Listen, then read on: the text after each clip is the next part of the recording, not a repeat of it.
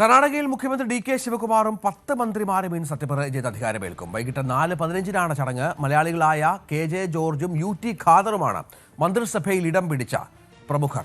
സിദ്ധരാമയ്യയുടെ മകൻ യതീന്ദ്ര സിദ്ധരാമയ്യയ്ക്ക് പ്രധാന വകുപ്പുകളൊന്ന് കിട്ടുമെന്ന് ഉറപ്പാക്കിയിട്ടുണ്ട്. മുഖ്യമന്ത്രി വി.ഡി. സതീശൻ ചടങ്ങിൽ പങ്കെടുക്കും. മന്ത്രിമാരുടെ പേര് സംബന്ധിച്ച് പ്രചരിക്കുന്ന ലിസ്റ്റ് വെറും അഭ്യൂഹങ്ങൾ മാത്രമെന്ന് ഡി.കെ. ಶಿವಕುಮಾರ್ പറഞ്ഞു. ഇന്ന് ഉച്ചയോടെ മാത്രമേ ഹൈക്കമാൻഡിന് ലിസ്റ്റ് കൈമാറൂ എന്നും ಶಿವಕುಮಾರ್ വ്യക്തമാക്കി. ಮಾಧ್ಯಮದಲ್ಲಿ ಏನು ಹೆಸರುಗಳು ಅದೆಲ್ಲ ಅಧಿಕೃತ ಅಲ್ಲ.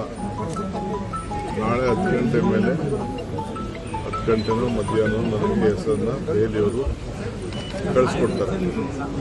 ನಾವೆಲ್ಲ ಸೇರಿ ಚರ್ಚೆ ಮಾಡಿದ್ದೀವಿ, ನಮ್ಮ ಅಭಿಪ್ರಾಯನ ತಿಳಿಸಿದ್ದೀವಿ.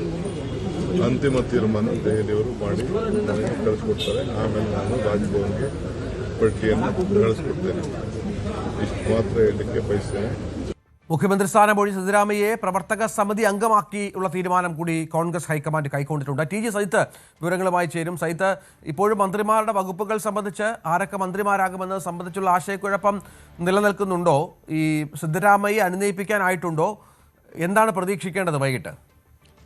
Ranjith, good morning. എന്തായാലും കർണാടകയിൽ ഡി.കെ. ശിവകുമാർ മന്ത്രിസഭ ഇന്ന് നിലവിൽ വരും. വൈകിട്ടാണ് സത്യപ്രതിജ്ഞാ ചടങ്ങുകൾ.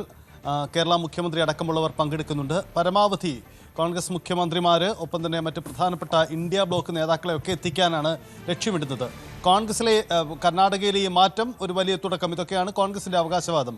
പക്ഷേ ഇന്നലെ ഒരു മാരത്തോൺ ചർച്ച ഡൽഹിയിൽ നടന്നു. സംസ്ഥാന മന്ത്രിസഭയിൽ ആരൊക്കെയാവണം എന്നത് സംബന്ധിച്ച്. പക്ഷേ ഒരു പൂർണ്ണ ധാരണ ഇതുവരെയും ഉണ്ടായിട്ടില്ല എന്നാണ് വിവരം. 10 അതല്ലെങ്കിൽ 15 മന്ത്രിമാരായിരിക്കും ഡി.കെ. ശിവകുമാറിനൊപ്പം സത്യപ്രതിജ്ഞ ചെയ്യുക എന്നാണ് വിവരം. ഇതിനകം പുറത്തു വരുന്ന ചില സൂചനകളും ലിസ്റ്റുകളും ഇങ്ങനെയാണ്. ജി. പരമേശ്വരി ഉണ്ടാകും, കെ.ജി. ജോർജ്, മലയാളി കൂടിയായ കെ.ജെ. ജോർജ് ഉണ്ടാവും, ഡോക്ടർ യതീന്ദ്ര സിദ്ധരാമയ്യ ഉണ്ടാവും, പ്രിയങ്ക ഖാർഗെ ഉണ്ടാകും, എം.പി. പാട്ടീൽ ഉണ്ടാവും, സതീഷ് ജാർക്കിഹോളി ഉണ്ടാവും, കൃഷ്ണ ബൈരഗൌഡെ ഉണ്ടാവും, രാമലിംഗ റെഡ്ഡിയുണ്ട്, യു.ടി. ഖാദറുണ്ട്, ഈശ്വർ ഖാദ്രെ. ഇങ്ങനെയുള്ള ഒരു പേരുകളാണ് ഇപ്പോൾ പുറത്തു വന്നിരിക്കുന്നത്. പക്ഷേ ഇതിൽ മാറ്റമുണ്ടാകും. അല്പസമയം മുമ്പ് നമ്മൾ കേട്ട ഡി.കെ. ശിവകുമാറിൻ്റെ പ്രതികരണം പോലെ, ഇന്നലെ രാത്രി അദ്ദേഹത്തിൻ്റെ പ്രതികരണമാണ് നമ്മൾ കേട്ടത്. ആ പ്രതികരണം പോലെ ഇന്ന് രാവിലെ 10 മണിയോടുകൂടിയോ അല്ലെങ്കിൽ ഉച്ചയോടുകൂടിയോ ഹൈക്കമാൻഡിൽ നിന്നൊരു ലിസ്റ്റ് വരും. അതനുസരിച്ച് ഞങ്ങൾ ലിസ്റ്റ് കൈമാറുമെന്നാണ് പറയുന്നത്. എന്തായാലും വലിയ പ്രധാനപ്പെട്ട നേതാക്കളൊക്കെ തങ്ങൾ മന്ത്രിസ്ഥാനത്തിൽ കിട്ടുമെന്ന പ്രതീക്ഷയിൽ തന്നെയാണ്.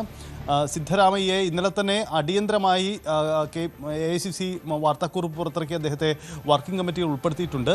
അത് ഇപ്പോഴുണ്ടായിരിക്കുന്ന ഒരു നയതന്ത്രത്തിൻ്റെ ഭാഗമാണ്, ഒരു ഒത്തുതീർപ്പ് ഫോർമുലകളുടെ ഭാഗമാണ്. അതിനപ്പുറം മറ്റെന്തൊക്കെ നീക്കം ഉണ്ടാവും എന്നാണ് പ്രധാനപ്പെട്ട കാര്യം. ഇതിലൊരു പ്രധാനപ്പെട്ട കാര്യം, ഈ